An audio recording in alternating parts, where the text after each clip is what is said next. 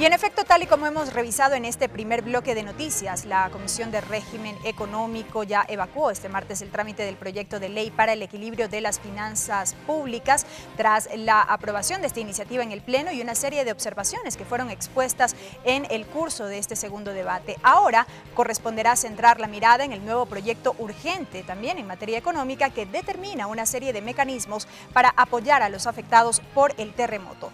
Estos serán los temas que abordaremos en nuestra entrevista de hoy. Virgilio Hernández, doctor en jurisprudencia, ex asambleísta constituyente de Montecristi, asambleísta de Pichincha por Alianza País, presidente de la Comisión de Régimen Económico. Asambleísta Hernández, bienvenido a TVL Noticias. Siempre es un gusto estar con ustedes. Bueno, como hemos revisado ya en los reportajes precedentes, en efecto se evacuó ya en el segundo y definitivo debate este proyecto de ley para el equilibrio de las finanzas públicas. Un poco recapitular cuáles fueron las últimas modificaciones que fueron incorporadas. Sí, efectivamente, el día de hoy se votó y con 93 votos se aprobó la ley orgánica para el equilibrio de las finanzas públicas.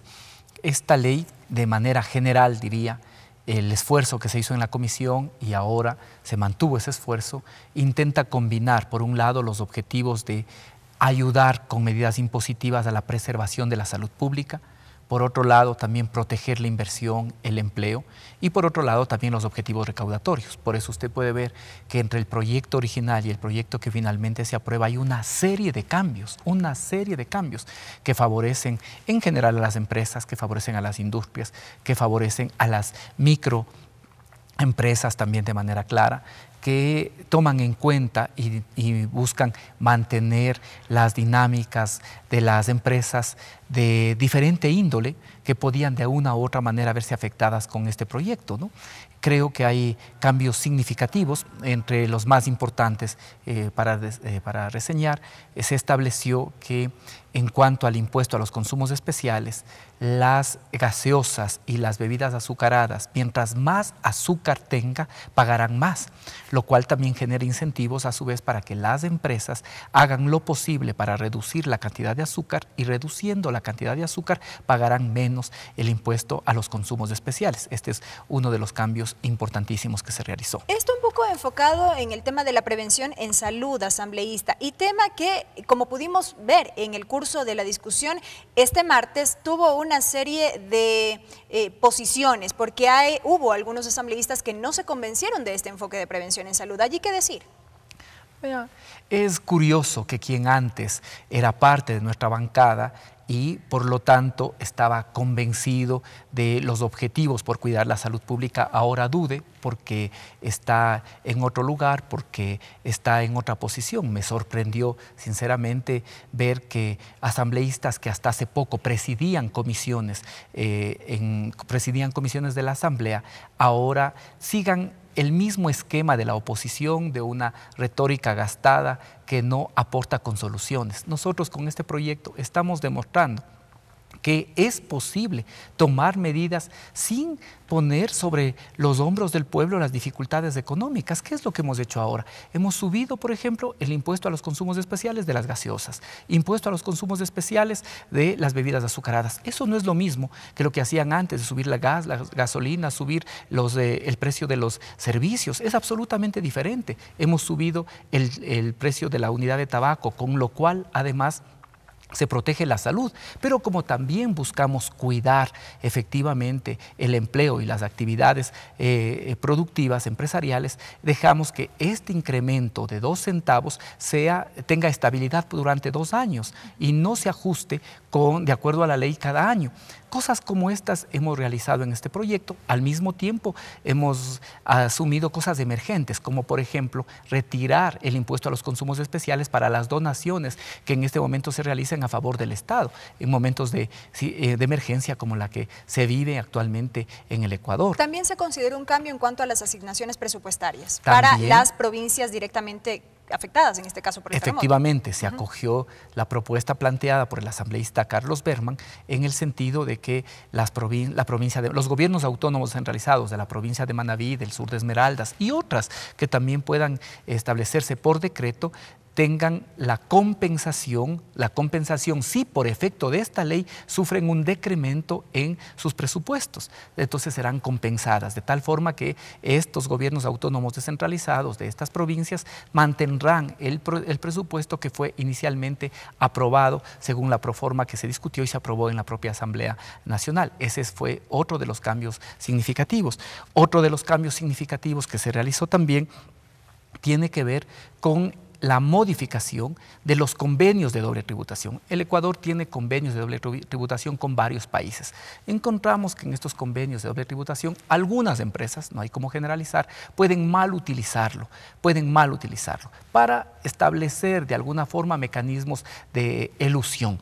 Entonces, ahora para mejorar el control no se establecerán exenciones, sino devolución en lo que son convenios de doble tributación. Este fue otro de los cambios. También se precisó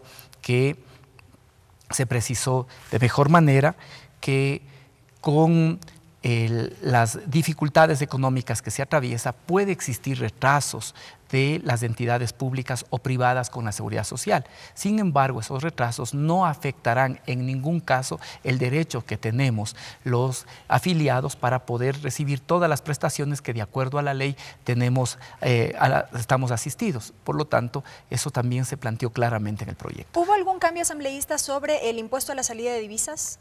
El impuesto a la salida de divisas también se estableció que una persona puede sacar sin pagar impuesto, porque de luego puede sacar cualquier cantidad de dinero, pero tiene que pagar el impuesto a la salida de divisas. Pero sin pagar el impuesto a la salida de divisas puede sacar cualquier persona hasta 3 salarios unificados. Pero se ratifica lo que se dijo en el informe para primer debate.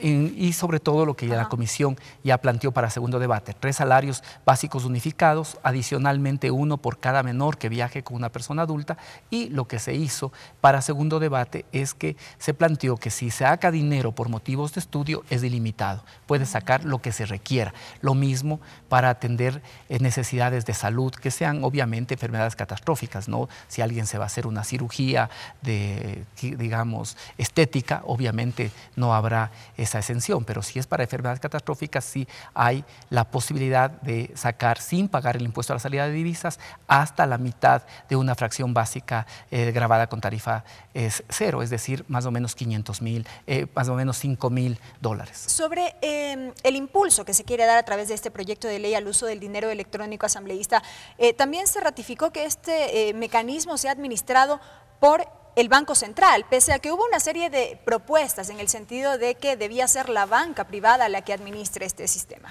No, usted que sigue y es una periodista que sigue de manera acuciosa lo que pasa, sabe que eso no es parte de la discusión de esta ley. Eso está ya en el Código Monetario y Financiero, de tal manera que todas esas intervenciones son intervenciones que básicamente reproducen un dogma de fe.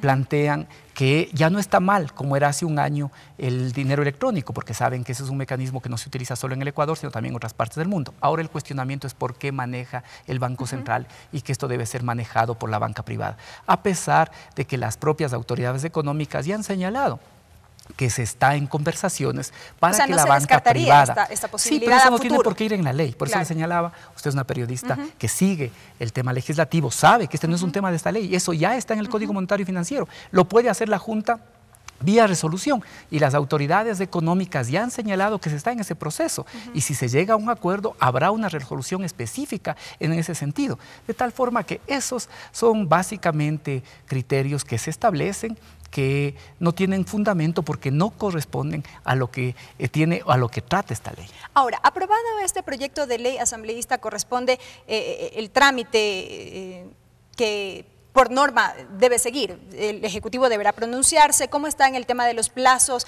para que ya pueda entrar en vigencia? Mire, la ley tenía el plazo para poder ser aprobada hasta el 29, hemos logrado unos días antes aprobarla, a pesar de que durante una semana las actividades de la Asamblea, las actividades legislativas de la Asamblea estuvieron suspendidas porque todos nos dedicamos a participar y a ver en qué se podía colaborar en la emergencia que vivió el país y que vive el país.